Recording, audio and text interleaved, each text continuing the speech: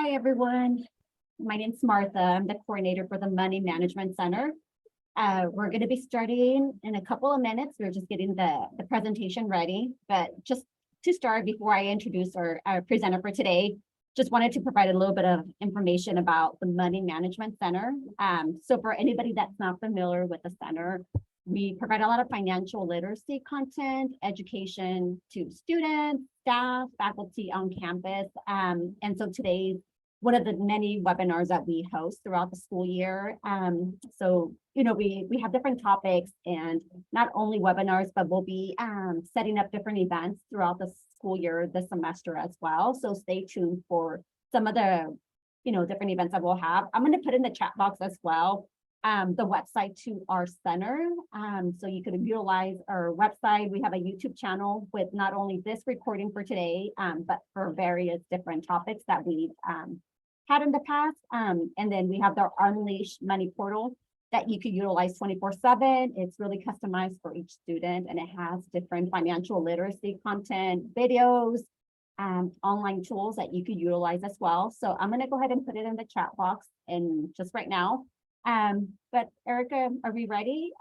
Did you want me to go ahead and introduce you now, or do we wait a little bit more?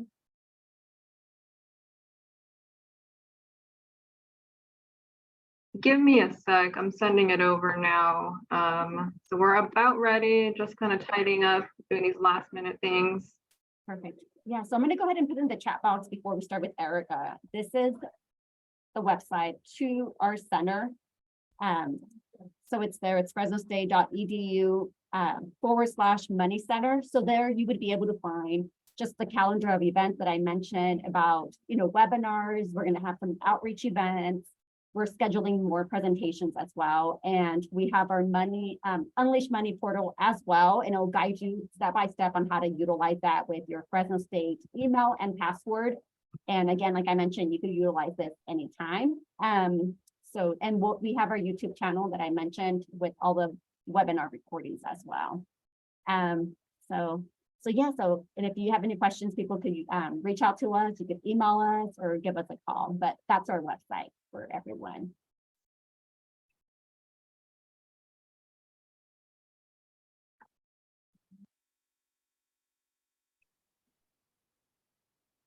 Yeah, so for today's presentation, I'll just go ahead and make the introduction and we'll wait a little bit.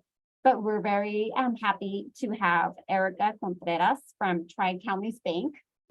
She has presented before for us, but she's bringing a very interesting topic that will benefit a lot of students, even if you're considering at this time or a later time in your lifetime. But the topic's on planning and financing your business, so entrepreneurship. So Erica would give us a little bit more information. She'll have her presentation for us. And if anybody does have questions, they could type it in the chat box. I'll make sure to monitor the chat box. Erica, however you prefer, if you want to answer questions along the way, or if you want to just wait until the end, it's however you would like. But for students, just make sure if you have any comments or questions, go ahead and utilize that chat box. So I'll go ahead and hand it over to Erica so you can start your presentation. Yes, before we get started, I'll give a brief introduction of myself and a little bit of background so you know who I am and where I'm coming from. So my name's Erica. I'm actually also a Fresno State alumni. So I graduated with my undergrad degree in finance. Finance was what I always wanted to do. After that, I got my first banking job. And at the time, I wasn't really sure if that's what I wanted to do. I kind of just had the opportunity and I took advantage of this job opportunity. And I went forward with it. And ever since then, I didn't know what I was getting myself into, but I've enjoyed it ever since. It's been great. And I even actually went back to school recently. I graduated with my MBA from Fresno State in May earlier this year. So it's been great so far. And I've just been, learning, and now I just want to learn and teach and just take advantage of all the opportunities. So I'm always in the Central Valley, this is my hometown, so I'm pretty familiar with Fresno State. And yeah, that's kind of a little bit about me within the past couple years. But now we're going to get started on the presentation. So today we're going to talk about planning and financing your business, essentially. I know there's a lot of us who really want to get into, starting your own business and kind of get into that. And I'll talk a little bit about that and kind of give you guys some direction as to where to start. So today we're going to talk about really the market research and competitive analysis. That'll be the first thing. And then we're going to talk about developing your business plans and talk about startup costs and also the importance of business credit. Then we're going to end off with funding your business.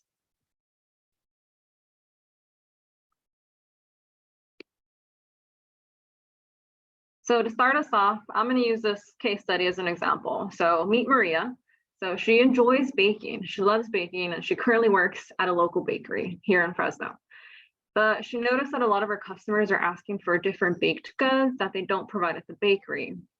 And her boss isn't really listening to her or her customers in regards to wanting to provide more services aside from baking, right? So she thinks that she can start her own business and provide those services to her customers outside of her current job. So she's thinking about quitting and just opening up her own bakery because this is what she loves to do for a living. So this is what she's good at, this is what she knows, and this is what she wants. So we're kind of going to use this as an example and just go through the motions and see how do we get started on working on it through our own business.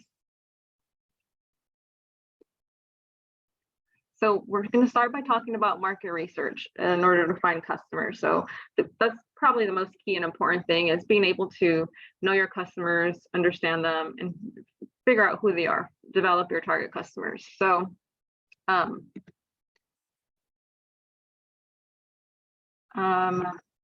next slide. So first we'll discuss market analysis. So when you think about market analysis, really it's going to be your demographics, right? So it's going to be, you're going to try to figure out your people's interests. So people's interests, that's including what they like doing, what income, what their favorite things are to do, things like that. Just business interests, that's including population and things on their income and things along those sorts. So really, you want to first figure out who your market is, right? So figuring out what your demographic market is, and then you're going to start looking into, after you figure that out, the industry trends in that demographic as well for your specific industry. So for instance, these are a couple of questions that you can start asking and try to develop your market analysis for your own kind of ideas. So first, there's demand. You want to notate the demand in the area for your product or service. And there could be possible that the demand isn't high. You may have a little bit of issues at the beginning developing that. So really target the demand. You also want to discuss your market size. How many people are interested in what you're offering. You also want to consider your economic indicators. So your income range and employment rate and all of that within your area. And not only that, location. How close is your business going to be to the availability of people? Where do you want it located? Is it going to be, in a rural or urban area? Things like that. Where do you want to reach people, really? And market saturation. So what's already available to consumers? In the example I gave you, bakeries, they're all over the place. So the market's pretty saturated. But what makes it unique, or what can make it unique and differentiated, is different products that you offer. So, and you also want to consider the pricing. So what will people pay for your services and alternatives if they're available? So you can do market research a couple different ways, one of which is just direct research, and that's just going directly to customers, consumers, people walking down the street, when that's getting surveys or any type of questionnaire, focus groups, or in-depth interviews. I think with the direct research, it's the downfall is that it can be time consuming and expensive to kind of develop all of this. But if you do it directly to where you can focus more on how it's associated with your idea, in the sense of, if you want, for instance, you can do in-depth interviews to get a better understanding and idea of what people might think of your logo. Let's say you have a logo that you're interested in, that you kind of started to come up with, and what I would recommend is just ask people, hey, what do you think of this logo? Like, I'm thinking about doing my own business. This is what I'm thinking about presenting it, because that means everything. That would be your brand. So things like that. Use research in that aspect to where you're directing your research to your business itself. And like I said, these are really great and easy to do, direct research, but they are a little bit time consuming. So you may also want to start off with doing additional sources or searches, like just looking at business data and trends. So these are some great places that you can look at basic trends or basic information that's online and it's free, where you don't have to go out of your way and do the direct research. So you can do your analysis on, you can do review different income statistics or very general basic business statistics. It depends on your goal. So I would recommend using really these free sources and kind of get a better idea of your market as well, and see who your customers are, so you know who your target audience is. And that's going to be key, is understanding your target audience, because if you don't understand your target audience, then how are you going to sell to them? So utilizing both direct and online sources is going to be very beneficial to growing your idea and your business. So you can also use competitive analysis to really find what is your advantage compared to other people doing something similar to you. And the way you find you really are going to identify your competition based on their products and services compared to yours. So, and this goes back to market share, to figuring out who has the most market share within your industry that you're looking into. And really what you want to do is you want to seek out your strengths and weaknesses.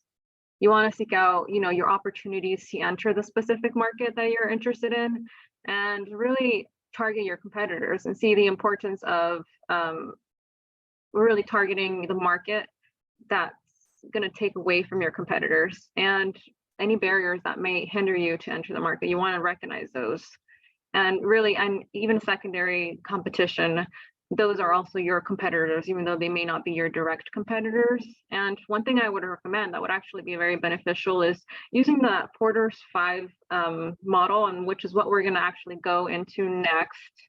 And we're going to use that as an example. So the Porter's 5 forces essentially does this for you in a more summarized way. So this is what I did for the bakery case that we talked about. So for a bakery, who's your competitor? It's going to be local bakeries around the area, like Eddie's Bakery, Corner Bakery. They provide a lot of services that many people usually go to. That's like their go-to. So how is your company, business, bakery in this case, going to separate you from the local competitors that are already within our area and within reach? So that's something to consider. You also want to consider your supplying power, because you're going to have to purchase supplies to get a business going. So in this case, a bakery, the supply power is low because your supplies are mainly going to consist of flour, sugar, and things along those lines. And those are relatively easy to come by. You can find it anywhere, and many people supply that. So that would be low. You also want to consider your bargaining power. So going back to your competitors, how many, depending on where you want to open your business, how many competitors are within the area? And in a bakeries component, that could be high because many bakeries can be combined in the same area. And also your barriers to entry in the bakery example, it's going to be low because many new products will attract the market share. So we can do a crazy cake or anything like that, and people will be interested in that, and that's what's going to attract customers. Then you also want to consider your threats, right? So your threats for different products. And in this case, that would be high because, again, your competitors offer many substitute products. And nowadays, there's more options such as vegan and gluten-free options that other competitors offers and others don't. So that's another thing to consider as well. So before you get started, you really want to start developing your business plan. And really, this is going to be your foundation, and this is going to be your roadmap to the longevity into your business altogether as a whole. So the business plan is going to be your foundation, which is going to be crucial moving forward.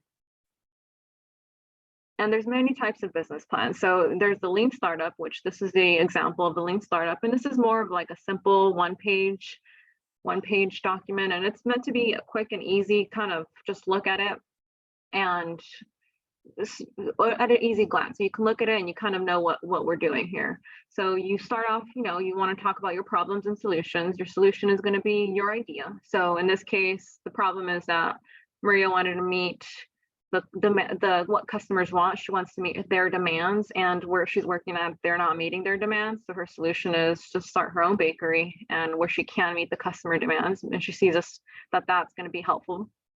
And you want to talk about your metrics. You know, what goals do you have in that aspect? But really, the value proposition is what's also important. So what really sets you apart that is unique versus everybody else in the market as well, doing the same thing.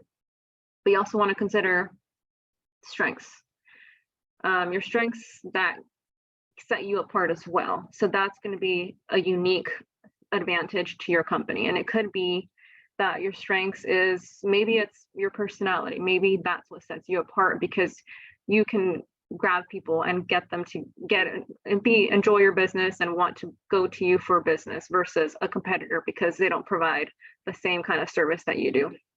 And also your target customers. Understanding your target customers are going to be key, because they are the ones that are allowing you to be in business. Essentially, they are your boss. Your customers are your boss. So you have to listen to them, know who they are, and listen to them. And that will help you become successful in the long run. But really, not only targeting them, but understanding how to reach them too. Targeting them is one thing once you've established who they are, but reaching them is another thing. That's what's you can use a lot of sources such as, you know, social media nowadays, newsletters, things like that. But really, probably social media is more popular and more upcoming, and it's an easy way to reach your customers.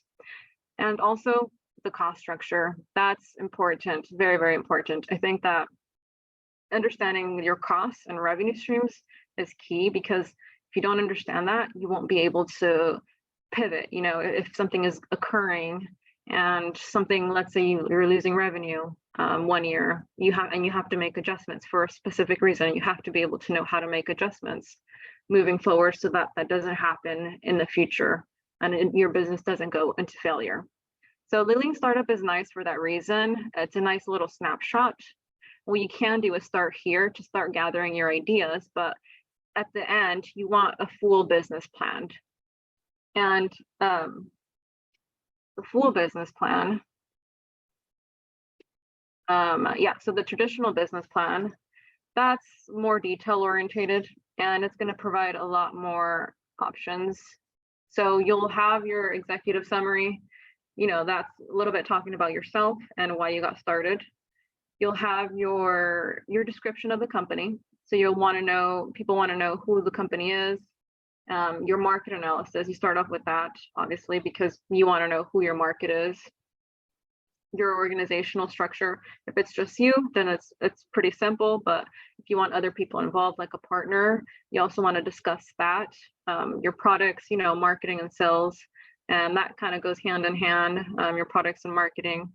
And really your funding requests and your projections are going to be key. But the traditional business plan is more ideal for lenders like myself. We prefer the traditional business plan. That's what we look at more, especially for new businesses who are up and coming. We want to see who they are, what they're doing, and what they're expecting moving forward. And the traditional business plan kind of provides those details that we want to see. So I would, if you wanted to do this, I would recommend maybe starting with the lean startup. Get your ideas on paper, because things change. So as things change, maybe make some edits here and there, maybe sit in it for a couple of days, but then move forward with a traditional business plan, because in the long run, this is what's going to be more beneficial in providing really financing in the long run if you're needing those kind of needs. So really the next important thing is calculating your startup costs. So this is very, very crucial. Understanding your baseline and your projections is important, because that's what, again, as lenders, that's what we look at. If a new business comes to me and says, hey, I want a loan, I ask them, well, why do you need the loan, and what are your costs? Like what costs do you need it for? What are your projections? And what I do, I compare that to the market. So really understanding your startup costs is very important to figure that out. So startup costs there's a lot of costs that get involved in different businesses. So the traditional businesses are these, brick and mortar, which is a retail front, so just a storefront. There's online businesses and there's service providers, and they all have different types of costs and expenses. So first, understanding which one your business falls into is going to be the start. And once you figure that out, you can start developing your costs and expected costs now and moving forward, really. So some examples of startup costs. Some examples of startup costs are here. So let's say your basic startup costs are going to be, office space, if you're renting a location, equipment rentals, and supplies. So for the example that I'm giving you, the bakery, we're probably going to have a high equipment because there's going to be a lot of specialized equipment to use, and really just not specialized. They're going to be ovens, but they're just going to be industrial size. They're probably not going to be a basic oven that you see at home. It's going to be more, larger, which is going to be more costly. Any type of communication, utilities are common. License and permits, those are the ones that are more stagnant, that don't have a lot of variation with them. So in the beginning, you'll probably see license and permits a little bit higher, but throughout your career, your pro forma, really, it'll start to kind of go a little bit less, but generally they're pretty stagnant.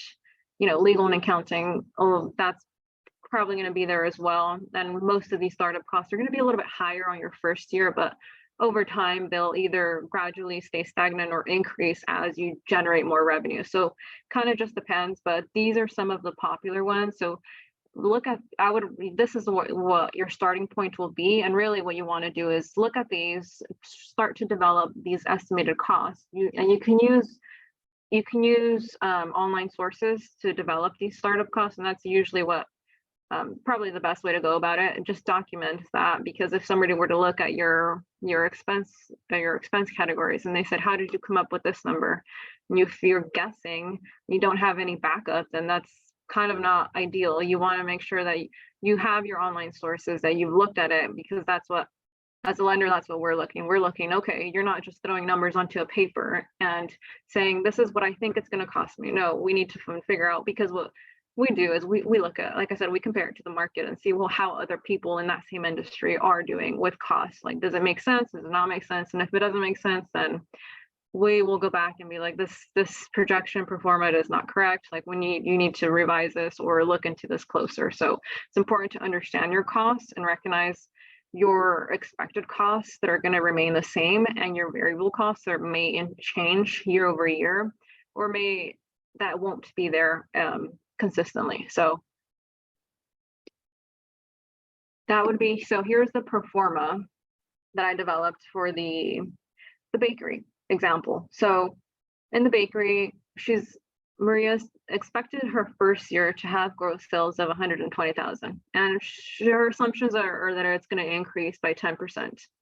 So I'm also including a returns allowance. So that's meaning that she's going to have to account for goods that don't go well. So let's say she bakes a cake and it went terribly. She's going to have to throw that away, but that costs her money. The fact that she baked something and it didn't work out, it costs money. So she's going to have to throw that away, sadly, but I'm including a returns allowance, and that's something to consider as well. So if you're providing a service such as a bakery, what do you expect to be a wasted product year over year? And that's definitely a thing. You will waste product, and you have to account for it on your pro forma. The biggest thing is her cost of goods sold. So in this case, cost of goods sold is going to be most of her expenses, if all of them, if not all of them. And that's including her flour, that's including sugar, all of those products that go into creating her final product, which it's going to be baked goods, whether it be cookies, brownies, all of those components that go into it are going to be there. And her operating expenses, salary, rent, and utilities are gradually increasing. Those are going to increase year over year. Salaries and wages always increase, rent will always increase, utilities generally always increase. And the ones that are stagnant or more or less stagnant For advertising, that's just an allowance figure. Advertising varies. It can go up, down. It depends on how much time and effort you spent on advertising and how much is outsourced, or if you do most of it yourself, maybe less. But for the time being, that's used as a more of like a placeholder. Office supplies generally in the bakery, she probably won't use a ton of office supplies, maybe a couple pens and papers and printers, but probably not a whole ton. Most of her equipment is probably going to be on industrial equipment. Her license fees, those are probably going to stay the same, not a whole lot of variation, and just any miscellaneous expenses. And that could be anything as small as small things, nothing really substantial to where you have to itemize it out. It could be, you know, something as small as an additional product or service that she needed to get, additional something that she needed for a specific client that she had, you know. And for her taxes, you have to consider that, and that is based on 7% off of her sales. So cost of goods sold, I made assumptions here. So the gross revenues was a 10% increase. The returns allowance was 3%. Her cost of goods sold was 20% of her sales. Her operating expenses, I estimated based on what similar companies do. Her taxes were 7%. So as you can see in the beginning, she's going to reflect a loss. So you're going to reflect a loss in the beginning, and eventually you will start to recognize revenue, and you'll see those gradual increases. So making sure you have an understanding of this is going to be important in the long run, so that when people ask you, well, why do you think this? You know, why do you think you're going to receive gross sales of 120 in year one? You want to be able to have supporting documentation with that. Erica, we have a question about the pro forma income statement. So would it be included in the business plan or a separate document for other lenders to see? So I would include it in your business plan in the projections section. So really, again, it's a little bit of both, I guess. So when you're developing your business plan, you're going to start developing this in the sense of, this is what I'm expecting to make in year one. And in this case, I'm using 2023 as year one. And this is what I'm projecting based on my business plan. So you'll have this in your business plan so that you can give to, you know, lenders or investors saying, hey, this is my business plan. This is what I'm projecting. Once you're kind of going through the motions of getting a loan, we also request this. Essentially, we request your income statements, and this, it's not going to be a pro forma or projection per se. It's going to be more of that's once you're actually more or less established. So if it's a new business, yes, it's going to be important, and I would put it in your business plan for sure under the projections, the financial section. So now really another thing is establishing business credit. So when you look at credit, we view both the business credit and the personal credit, and they go hand in hand. And you don't think it's important, but it actually really is. When we're reviewing people to see if we qualify for loans or what they qualify for, business credit is probably one of the most important. It's pretty key, business and personal. So when you're trying to apply for your business credit, you can register your business at Dun & Bradstreet's, and you get a number, which is called the DUNS number. And it's really just a number that identifies your business, and it's site specific. So it's a starting point for your business. That's starting to develop that credit history.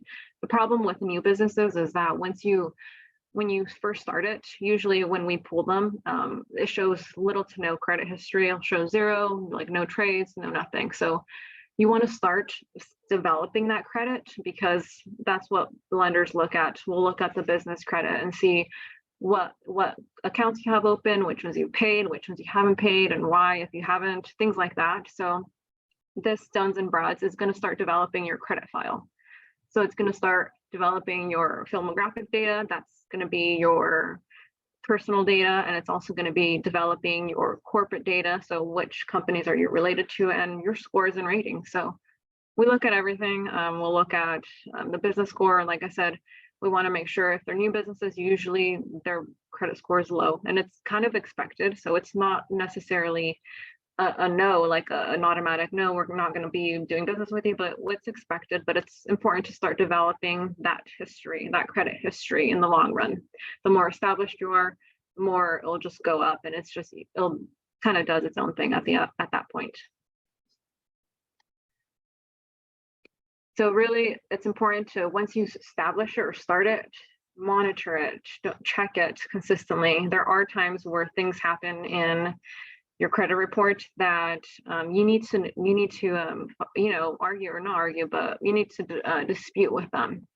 So that's happened too. I've seen that a lot actually, where a couple of our borrowers aren't sure what happened to their credit score dropped for whatever reason. They didn't know about a specific thing that showed us past due that went to collections. So they had to dispute it. So for us, it's when we see a score drop, it's a red flag. It's like, well, what happened? Like, are they not paying their bills on time? Does that mean they're not going to pay us on time? Like, what does this mean? So once I asked the question, we've got a little more information, but we realized it was an error and it wasn't supposed to be there. Then they had to dispute it. So on your personal side, annualcreditreport.com offers free credit reports so that you can view yourself. And it's important to keep that you're in check as well, your personal, but also your business. Once you establish your EIN number and all your business, you can look at it through Equifax, Experian, and Duns and Bradstreet as well. So it's important to monitor it as well. You can go to the next.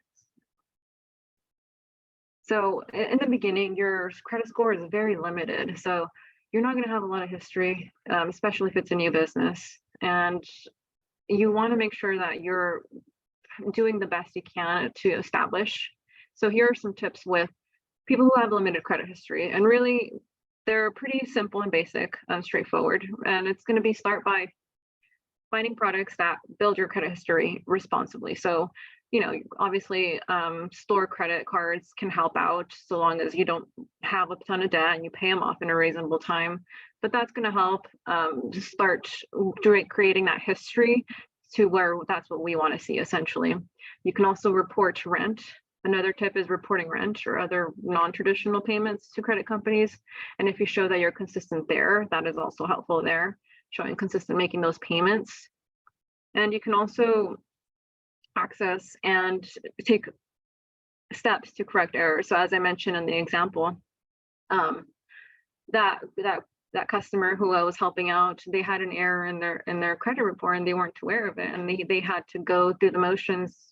Together we went through the motions and we had to correct those steps. So those are 3 tips to kind of make sure you're staying in touch with it, staying aware of it, and do your best to kind of help your credit. So we had a student question about when you're shopping around for financing for your business plan, and they're checking your credit, does that impact your score, your credit score? Yes, it will. Yes, so keep that in mind as well. Most businesses do, or most lenders do pull hard credit inquiries, so it will impact it. So if you do it consistently, let's say you go to one bank, and let's say you go to 5 banks and you apply on all of them, they'll probably all pull your credit report to see if you qualify. So yes, keep that in mind. So we're going to talk about funding your business. So this is going to be important as well. There's many opportunities to fund your business. Especially if you're pretty new, this is going to be your new business. There's self-funding, which is the most common in the beginning, at least. There's crowdfunding. You can also have investors, talk to investors, or you can do traditional loans. So first I'll talk about self-funding. So the self-funding, that just means using your savings account, asking family and friends for money, and even using your 401k, although I don't recommend that because of all the penalties involved. But if that's an available item for you, you can do that. And this is essentially just using whatever you have on hand. The benefit of this is that you contain control of your company. The only downside is that there's a lot of, you also take, because you're taking full control of it, you're also taking on a lot of risk. So if, for instance, if you need, I don't know, $2,000 to start something up, and you only have $2,000 in your savings account, you're essentially depleting your funds, and so you're taking on that risk yourself. So that's kind of a downfall, but this is probably going to be where most, if not anybody, if not all people start, just self-funding, you know, whatever you have in your savings, and kind of start utilizing those funds to start the business. You also have crowdfunding. So this is another option that's, I feel like, is becoming more and more popular nowadays, but really what this means is just you're asking for money, but you're asking for money from a large amount of people instead of, you know, your close family and friends. Now it's essentially everybody. And nowadays there's a lot of platforms out there that actually provide and help out a lot for small businesses, you know, like Kickstarter, and Indiegogo, that's another one. And most of these, they have, you know, a 5% fee and then a 3% payment fee. They're very low. So the benefit is that they're very low risk and you can easily start them up. You get to personalize it with these companies. So where you're personalizing your fundraising, you know, your dashboard, your fundraising dashboard to make it fit your company and your needs. And fees are relatively inexpensive. So a lot of people go this route as well. It's an option and it kind of brings awareness to your company as well. So to some extent, you're also kind of marketing it by starting a crowdfund. Another option are investors. So that's another option. And you can do it with an individual angel investor or a venture capital investment fund. The only downside to this is you're giving up a portion of your company. Most investors, they invest in you because they believe in you, but they also want a return on their investment. So most, in this case, venture capital investments, they are going to focus on high growth companies, and they're going to want to see a return on the money that they lend you, and they're willing to take on a lot more risk for you because they're providing that money to you, but they also want a high return as well. So just keep that in mind. Investors is another option, and if you want to move forward with the investor option, you want to find an investor. You want to find somebody that's going to meet your combine somebody that's going to meet with you in the sense of somebody who has the same goals as you and you're aligned with. That's going to be the best kind of investment partnership, somebody who shares the same values and believes in your company as well. And first thing you want to do is share your business plan.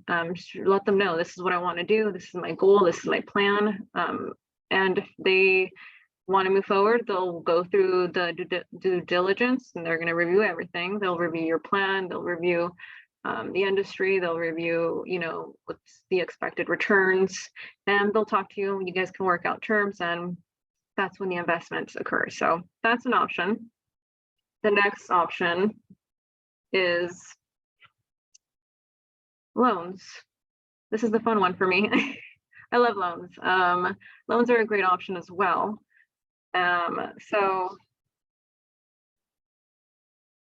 you can click the next one. So really for small businesses, SBA loans are probably the way to go when you're first up and coming and starting to start your business, mainly because they will help you out a lot. They provide a lot of services and loans for small businesses, new businesses, or existing businesses. And the most popular ones are 7A, 504, and the micro loans. So I'll begin by 7A, talking about 7A loans. And 7A is the most common one that I've seen, and that's just meant to help small businesses, not only, and it's primarily used for, like, if you're wanting to use it for real estate, but you can also use it for short-term capitals. If you need like just a couple $100 or however much, maybe like $10,000 or something to start, get up and going, use for short-term capital. You can also refinance debt with it, or you can use it to purchase equipment or supplies for your company. The limitations on this is that it has a maximum loan amount of $5 million, and the key factors are to see if you qualify are going to be the purpose of the business, your credit history, and where it operates. Now I'll go a little into detail in the next slide on the eligibilities. So when you're looking into one of these loans, if you're eligible, you have to be considered a small business per SBA terms, and that's dependent on the number of employees and revenue that you make. And mostly almost every business is would qualify unless you're a big corporation, then you may not, but people are probably getting loans, 7A loans if they're a big corporation regardless. But really you just have to be able, you do business in the US and you have to have equity, you have to have money, your money in first, if that makes sense. So you have to have your equity in the business. Most lenders or, won't provide a loan if you don't have any type of injection in. We won't do 100% financing on really any kind of loan. So we want to see that you have also tried and provided your own funds prior to requesting money from a bank or anybody else. So again, you have to demonstrate the need for a loan. So that's where your projections might come into play, kind of showing that, the first year that I'm going to start my business, I may show a loss. I may need, either a 7A or any other kind of loan to kind of help with my working capital to kind of work through those initial hardships in beginning the business. But then you can sell it to where you're confident that, in your projections, year 3, 4, 5, you're going to be able to generate revenue, to generate a profit. So things like that are key to consider. And what you need is with these SBA 7A loans, they require just a lot of background information. Obviously an application, that's the borrow information form, an application, background information, and they'll want to see your profit and loss and projections. So that's when this comes into play, where they're going to want to see what you're projecting for your company. And if you give them the business plan and if it's there, you could do that. Or if you have your own profit and loss separately, you could also do that as well. But they want to know your ownership and affiliations, and they're going to want a copy of your business license. And if you have filed tax returns, if you've already started doing that, they're going to want that. If not, their projections are probably going to be what they rely on the most. And resumes too. They want to know. With SBA, they really want to know you as a person. So they require a resume. So they want to know your background and your business in general, the overview and your history. So those are some of the things that you'll probably need for an 7A loan. And for an SBA 504 loan, these are the ones that I deal with more often than not, really, because for 7A loans are also, I deal with them here and there, but I haven't seen them as commonly as 504 loans. And I think it's because really 7A loans are meant for starting businesses, and 7A loans are more for really long-term fixed assets. So yeah, it provides financing. SBA 504 loans provides financing for larger assets. So maybe purchasing, like I said, purchasing maybe a real estate, things along those lines, or purchasing equipment. Actually, I've even seen stuff like that, or any type of working capital as well that can be helpful. But these loans are offered through the CDC. So what that means is that the CDC works with the SBA, and we work with the CDC. So banks work with, or lenders work with CDCs, and they are kind of like an intermediary to provide these SBA loans. So we kind of all work together for these loans. And really the intent and goal is, again, provide money to small businesses. There's a lot of small businesses who may not qualify for a conventional loan with the lender without going through a CDC. And the CDC 504 loan option is the way to go. And it's very beneficial for everybody in the long run. And they have a maximum loan amount on these ones up to 5 million. And certain projects you can request more, but most of these, the ones that I've seen at least and worked through, the common ones are really just purchasing real estate. That's just the very common one that I've seen for an SBA loan.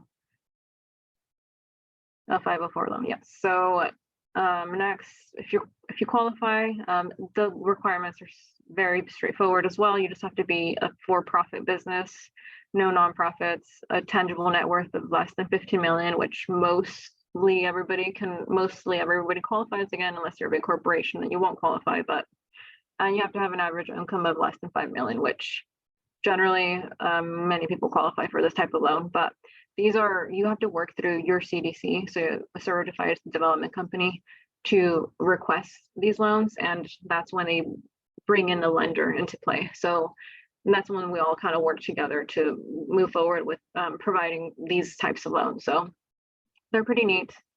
And we work a lot with, we're very close with our CDC here in Fresno. So it works out very nicely, and we stay in communication and we share a lot of detail. The next option is microloans, and this is really just a smaller loan. So it provides loans up to $50,000, and it's to help small businesses.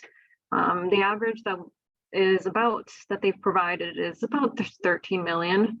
And again, you work with an intermediary, which what that means is that you work with the lender. So they work with, again, as I mentioned before, they'll work with SBA and a lender to provide these types of loans and provide the funds to small businesses. So, and you also have to take into consideration that since we work with the lender, the lender also may have their own requirements that we have to meet along with the SBA's. Generally, they're almost identical, if not the same. So there's not a lot of variation, but there may be slight variations here and there. But these microloans can be used for, rebuilding a business, repairing, enhancing, or improving a small business. So this is another option as well that you can use for really starting your small business. And lastly, that actually concludes my presentation. So I do want to leave you guys off with a couple things as you're kind of working through starting your business and getting your ideas and developing your plan. One thing I want to leave you guys off with is there's three kind of things that I would recommend. One is don't be afraid of failure. There's many people that fail the first time around, and you should just embrace the failures. You failed for a reason, you learned from it. You're going to pick yourself up again and try it again in a different way. And don't be afraid of no's either. I've seen a lot of failures because people are afraid of no's. There may be people who don't want your product or service, and they say, no thanks. Well, don't be afraid of that. Say, when they say no, say, okay, thanks. Why is that? Is there something you're doing wrong? And just learn from that. And really just be genuine as you're developing your business. Many people love doing business with good people. I've had a lot of customers and clients, and I enjoy working with them because they're just great to work with, So those are just kind of three things I want to leave you guys off with as you guys go on to your business ventures and create your own businesses yourselves. But that pretty much concludes my presentation. Are there any other questions that I can answer? Yeah, there's a few questions. I didn't want to stop you because you were in the middle of talking about all that content. So, but a lot of them are kind of happen towards the end. So like the resume as a portion of the loans process to look at the individual's resume, would it make the lender or the financial institution weary if their background has nothing to do with the business concept? Not necessarily. It doesn't make them wary, but it provides the understanding of what they've done in that aspect. So what they've done and where they're trying to go moving forward. The resume is really just for the history purposes. For lenders, they do consider if you don't have experience, obviously that's going to be shown on your resume. They do consider that. So it depends on the situation specifically, but really it provides that background, like what have you done before? Yes, we want to know if you have experience doing this, and if not, do you have like somebody else who's going to help you with the developing your plan or moving forward with your business, or how is that going to work out? Things like that. So one, it's for background information, but it just gives the lender an idea of your background. Okay, great. And then another question was, can a sole proprietorship business get a 7A loan? So yes, I would actually recommend going through the SBA and kind of seeing making sure that they can provide that service. And oh gosh, I'm trying to think of an example, but I can't think of one right now. I would recommend going to the SBA, just to double check with them, because they do have, they require certain things and you just have to meet those requirements. So long as you meet the requirements, you pretty much are able to do so. Another question they had was, when should a business start building a credit score? After its first year? I would recommend it. Yeah. The sooner the better. Really. So there's many new businesses that get it, honestly, the moment you start the business, really. The moment you have your EIN number, probably would be the time to start it, just to start developing that, like I said, that trend, because that's what we look for, that historical trend, to see what happened. And many people businesses that have pulled their credit report, they don't show anything, or they'll show like invalid.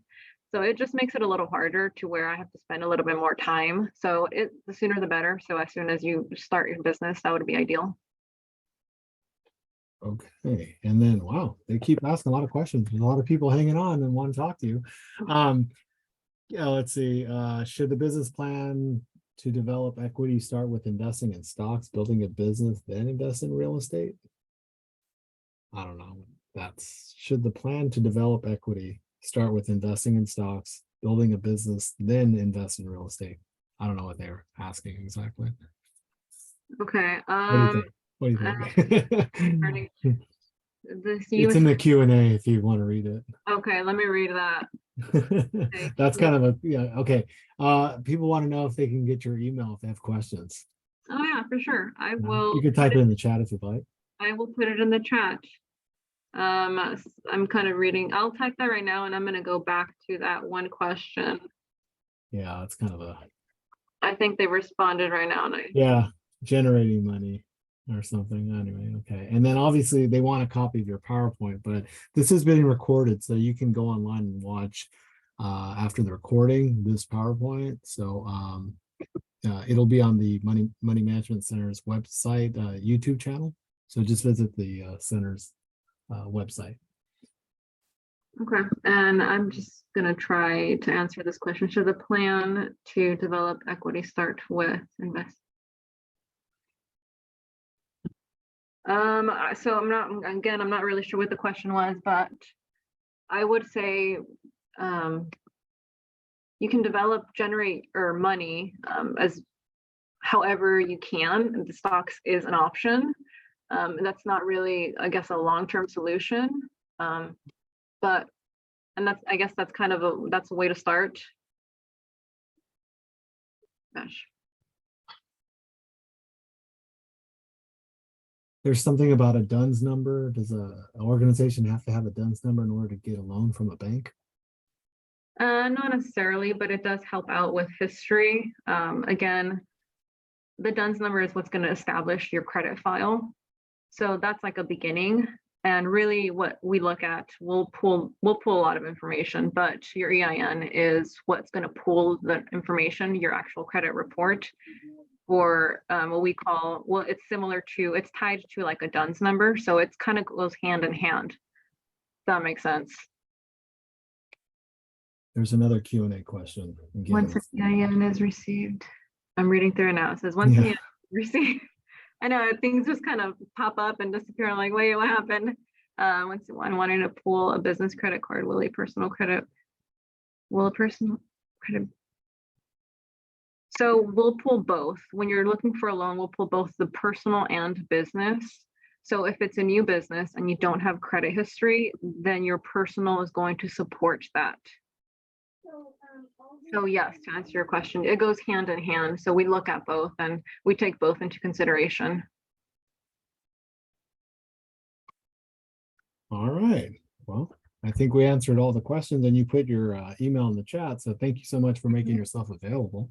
Thank you guys. And, I hope you enjoyed it. it was a really good webinar, great content. I don't know, Martha, did you want to jump back in? No, I appreciate it, Erica, and I put in the chat box as well for everybody just to visit our website for upcoming webinars and workshops. But thank you so much, Erica, for your time. All right, thank you so much. Oh wait, people can't see my email.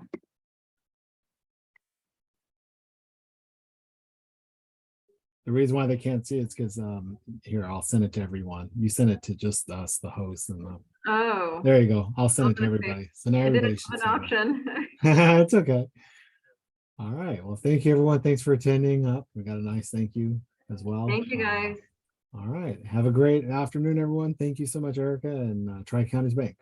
Thank you. Okay. Bye. Bye-bye.